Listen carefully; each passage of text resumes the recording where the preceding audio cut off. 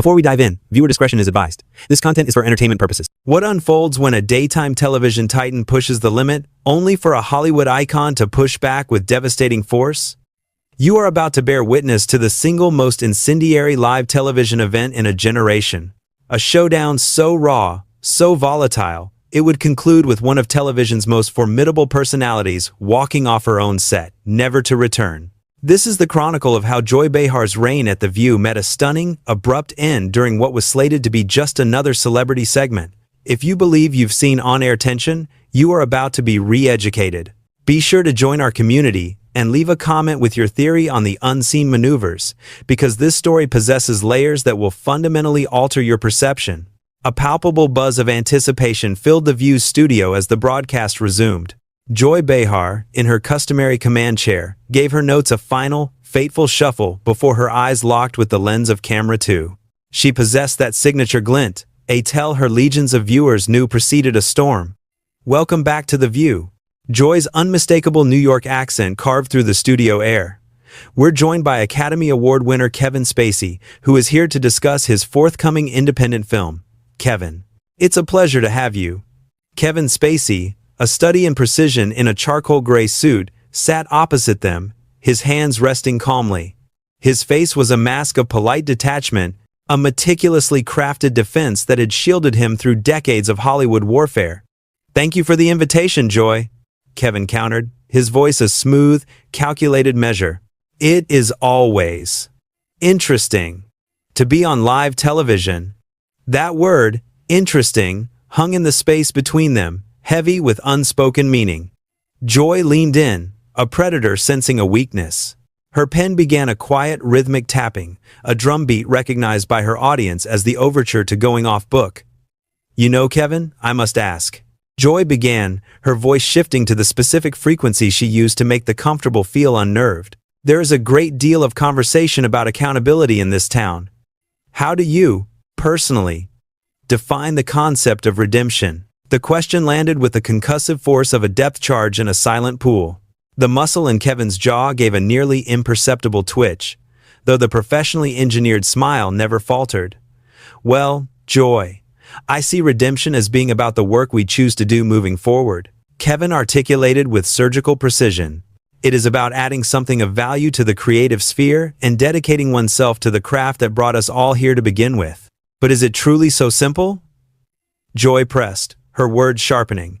"Can an individual merely declare their own absolution and command the world to march in step with them?" The studio audience fell into a collective, breathless silence. It was clear, even to the other co-hosts, that Joy had breached the agreed-upon protocols of the pre-production meeting and was now operating in hostile territory.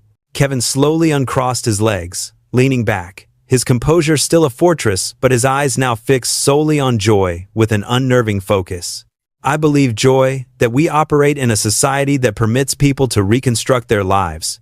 That is what I am engaged in, a focus on my work and the projects I deem meaningful." "Correct," Joy fired back, before the echo of his words could fade. "But what about those who are not afforded the luxury of simply rebuilding?" Her voice began to rise, gaining an edge of righteous fury. "What about the individuals whose trajectories were altered by the actions of certain powerful people in this industry? Is their due merely to be told that someone is now focusing on their craft?" The pressure within the studio had become a physical presence. Camera operators exchanged wide-eyed, frantic glances while in the control booth. The show's producer could be seen gesturing with a silent, escalating panic. But the challenger, Joy, seemed to miss the signal entirely, even as Kevin's entire posture shifted on some unseen axis. The practiced smile evaporated, leaving behind the cold, hard calculus of a man cornered. "I came here today," he began, reciting the prepared script, "to speak on my new film, a piece about the resilience of the human spirit and the power of art. I am uncertain of the specific insinuations you are making, but I believe it is paramount that we avoid making assumptions about the inner lives of others." "Oh, I'm not assuming anything," Joy countered, the full weight of her televised persona now crashing into the conversation. "I am posing direct inquiries about accountability, a currency that seems tragically devalued in our times, particularly for those who believe their talent is a shield against consequence." The volley found its target, a direct hit. Kevin's hands, moments before at ease, were now a white-knuckled grip on the arms of his chair, and when he spoke, his voice was a different instrument, honed to a razor's edge. "Joy, I must insist you stop right there," Kevin commanded. The tone was level, yet beneath it lay a foundation of unshakable firmness. "You are weaving some incredibly grave narratives on live television, and I suggest you become acutely aware of the ground you are choosing to tread upon." But Joy was now in her element, the predator unleashed. This was the very stance that had carved her name into the stone of daytime television. "I am being careful, Kevin. I'm taking meticulous care to pose the questions that demand an answer. The very questions others have been too intimidated to voice." "Intimidated," Kevin echoed, a single eyebrow arching in theatrical disbelief. He tasted the words. "That is a fascinating selection from the lexicon, Joy. Are you implying that my colleagues, your peers, have been cowed by my presence?" "I'm implying," Joy shot back, "that it is past time someone asked the necessary questions without fear of bruising delicate egos. Perhaps it's time a voice was given to what every viewer at home is already thinking." A profound quiet fell over the set. The silence was a physical thing, a wire pulled taut to its breaking point. When Kevin's voice finally cut through it, it was a whisper more menacing than any shout. "And pray tell, Joy, what is it that you believe everyone is thinking?" The question was a gauntlet thrown down, shimmering in the studio lights. Her co-hosts were now visibly panicked, their shifting bodies and frantic, exchanged glances, a silent chorus of alarm. The audience itself could feel it, the chilling sense that this was no longer an interview, but a public unraveling. Joy, however, appeared to feed on the escalating chaos. "I think," she declared, "everyone is wondering how a man can simply reappear and expect a hero's welcome as if history has been erased. They are wondering about accountability, about consequences, about the ancient question of whether immense talent grants a man a pass to simply move on." Kevin's reply, when it arrived, was delivered with the chilling precision of a master performer who understands the weight of every single word. "Joy, allow me to ask you a question," Kevin began, his voice now laced with a quiet, undeniable menace. "Are you absolutely certain you wish to continue down this road? Here, on this stage, for all to see? Because this is a threshold. Once we cross it, there is no return, and I am not at all convinced you are prepared for where this path ultimately leads." The threat was no longer veiled. It was the central character in the drama. But Joy Behar had forged an empire by never backing down. The glint of danger in his eyes was not a warning to her, but an invitation. It was fuel for an inferno that was already raging. "Is that a threat, Kevin?" Joy's voice sliced through the tension, sharp and clear. "Because if it is, I believe our audience has a right to know the true character of the man sitting before them." A soft, mirthless laugh escaped Kevin's lips. "Threatening you, Joy? No.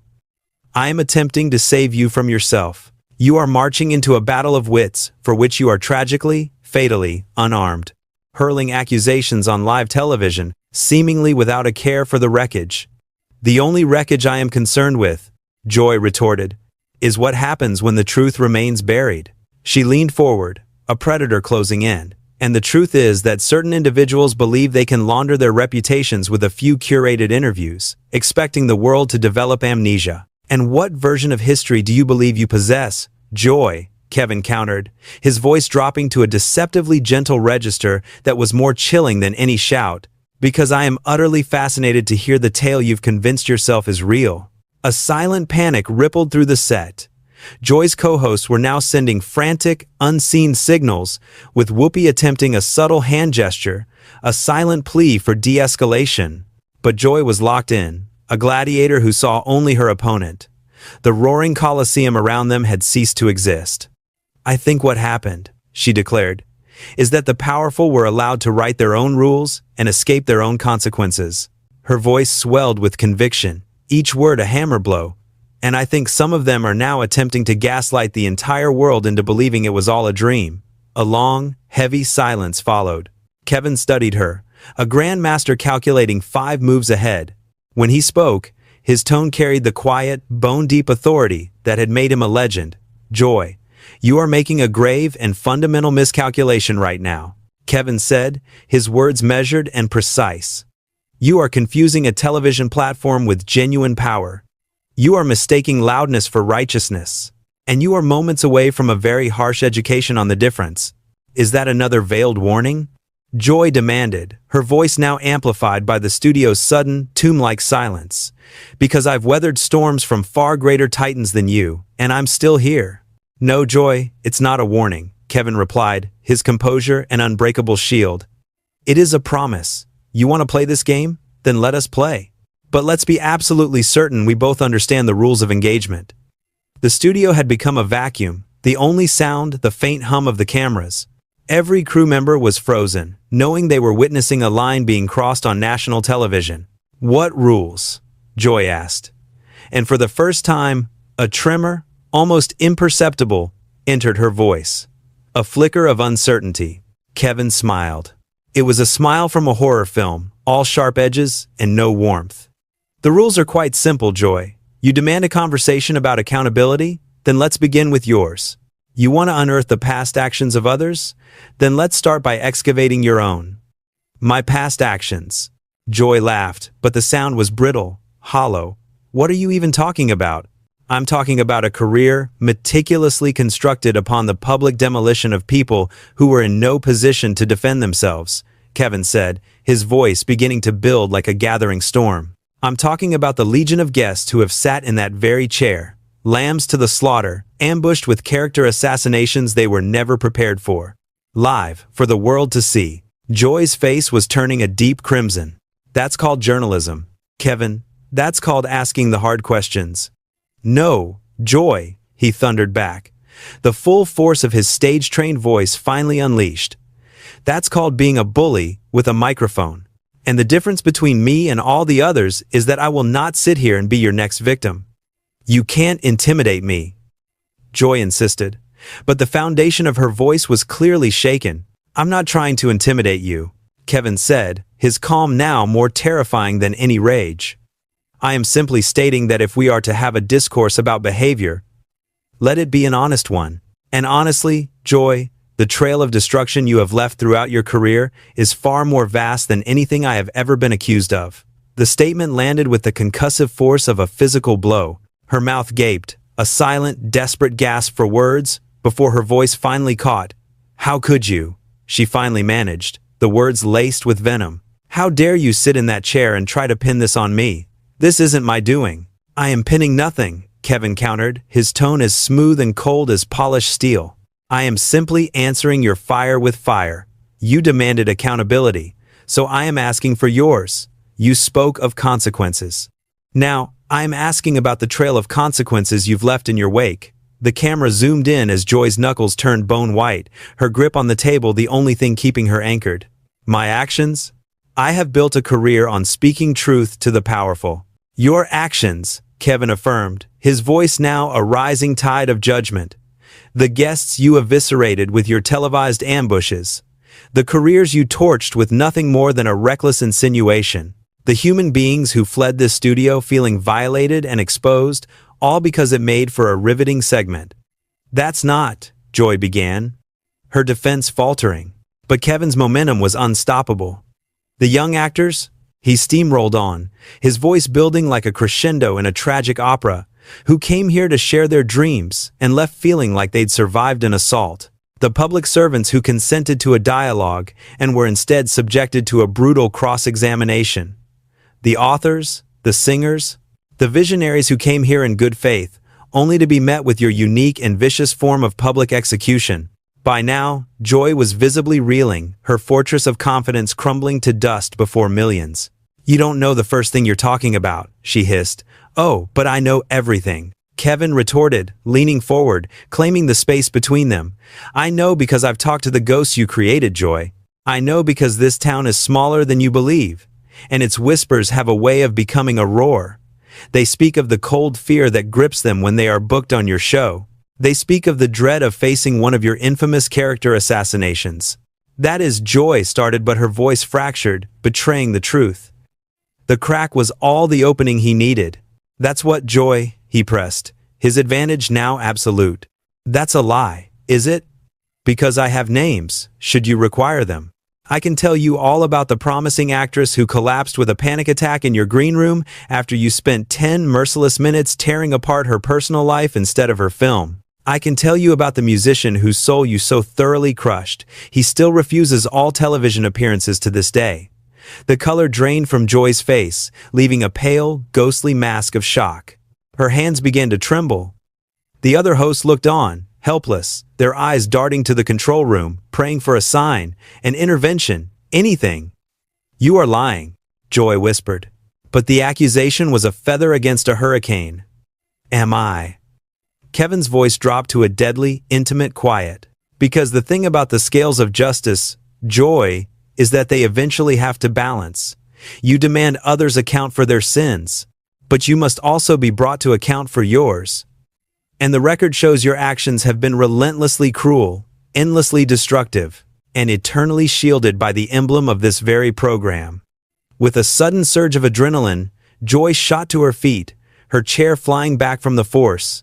Her expression was a war between incandescent rage and raw, animal panic. "I don't have to sit here and take this," she announced, her voice trembling. "No, you don't." Kevin agreed, his tone returning to an eerie calm. "You can walk away. You can do what you've always done when finally confronted with a reflection you don't like. You can run." The word run hung in the air, an indictment and a challenge. Joy stood frozen, a queen checkmated in her own court. Her chest heaved with ragged breaths as she stared at Kevin, her eyes a storm of fury and utter disbelief. "Run," she echoed, the word cracking under the immense emotional weight. "I have never run from anything in my life." A question hanging in the air like a guillotine. "Haven't you?" Kevin countered, leaning back, not in relaxation, but with the chilling poise of a predator who has cornered his prey. "Let's journey back, shall we?" To the Broadway producer, a mere 3 years ago.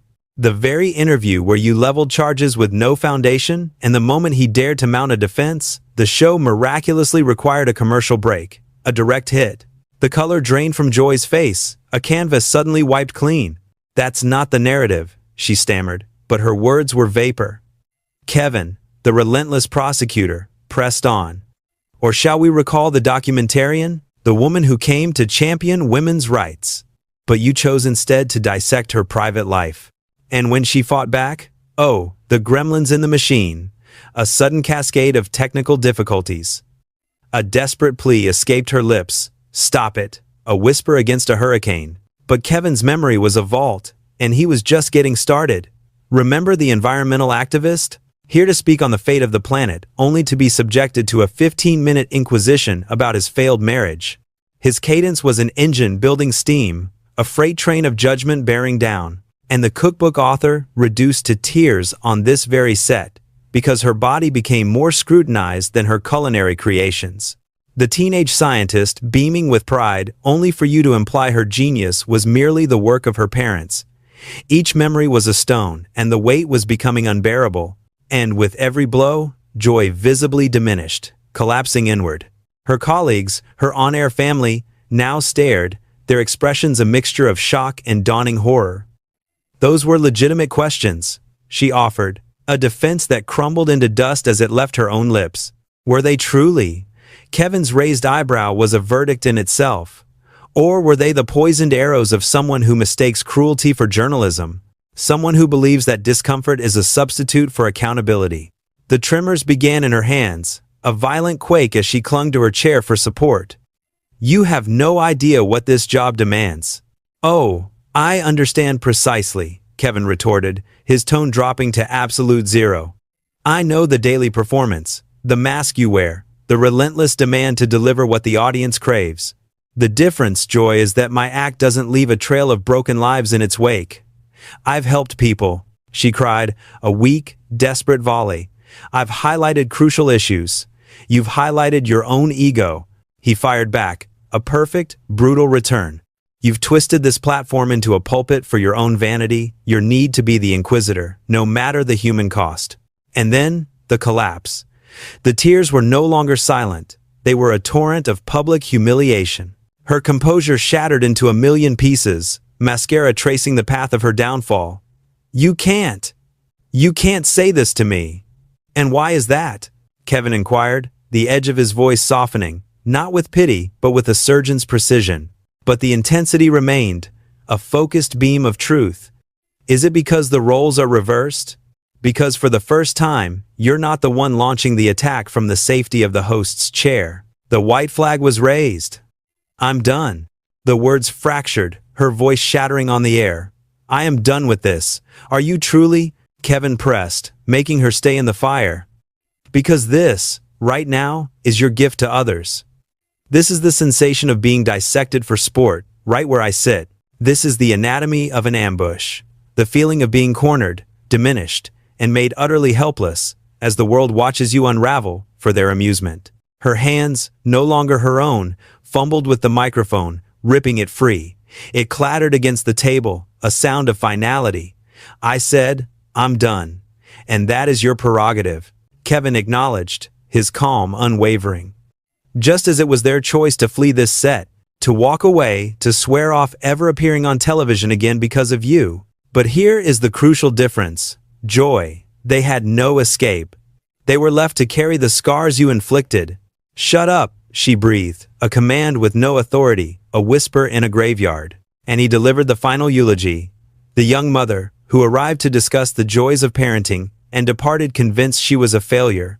All because you judged every choice she ever made.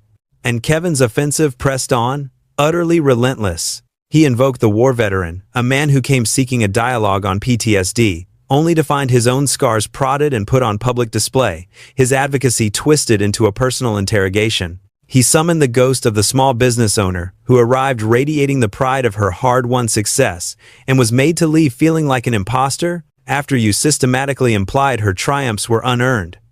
Joy was now physically recoiling from the table. Her face had become a tragic mask of streaked mascara and tears. Stop, she pleaded. Please, just stop it. And what of the high school teacher? Kevin's voice cut through her plea, a blade of unwavering steel. A national award winner, eager to champion education, who instead was forced to defend her very integrity before a nation of jurors you appointed. Remember the cancer survivor, he continued, who wished to offer a testament to hope, but left feeling her profound journey was cheapened, reduced to a collection of dramatic anecdotes for your ravenous audience. I gave them a voice, Joy insisted. Joy's sob was a desperate gasp. I gave them a platform. You used them, Kevin corrected, the words landing with the force of a gavel. You strip-mined their stories, their pain, their trust, all to engineer those viral moments that feed the machine. And should they dare to fight back, should they scramble to reclaim a shred of their dignity, you delivered the final, cutting blow to ensure they stayed down. The collapse we were all witnessing was total. Here, in what sources called the 250-second takedown of its kind, Joy was unraveling at the very edge of the stage, her body convulsing with sobs as the studio audience sat frozen, witnessing the public demolition of an icon. This isn't the real me, Joy whispered into the deafening silence. Isn't it? Kevin's question was a masterpiece of gentle cruelty, a whisper that roared. Because from where I'm sitting, Joy, this is precisely who you've been, every single day, for years. This is the architect who sits in that throne and decrees that the suffering of others is simply the cost of doing business, the acceptable price for killer ratings. Joy turned, a fugitive seeking escape, but Kevin's voice pinned her in place one final time. The fundamental difference between you and I, Joy, he said, his voice now a quiet thunder, is that I am offering you a choice. I am allowing you to walk away. I will not pursue you into the wings. I will not dredge up the tragedies of your own life to inflict more pain. My purpose here is not your complete and utter destruction. I am, in this moment, granting you more mercy than you have ever shown any person who has occupied this chair. For a long beat, Joy remained a silhouette in the doorway, a statue with her back to the world she had commanded. When she finally spoke, her voice was a fragile thread of sound. I quit, she said, the two words echoing across the stunned arena. I quit The View. It's over. And with that final declaration, Joy Behar exited the stage. She was leaving behind a career that had spanned decades, and forging a new legacy, one that would be forever sealed by this single, catastrophic exchange. Kevin sat unmoving in his chair, a victor on a silent battlefield. He looked straight down the barrel of the main camera, possessing the profound calm of a man who knew he had just delivered a career-defining performance. "I believe," he stated quietly to the silent crowd. "It's time we went to a commercial break." But the cameras did not stop.